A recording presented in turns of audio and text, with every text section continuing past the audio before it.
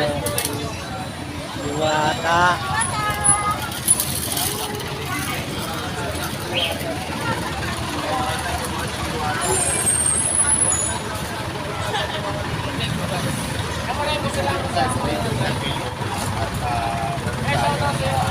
Palengke ngayon na pinupuntahan, halos iba't ibang palengke.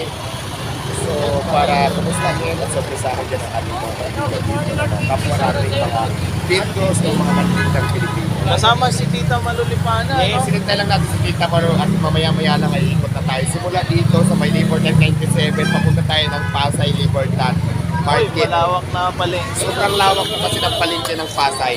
Ayun. Ito na, Tita Malo. Andyan na po. Hello, welcome sa 500 viewers.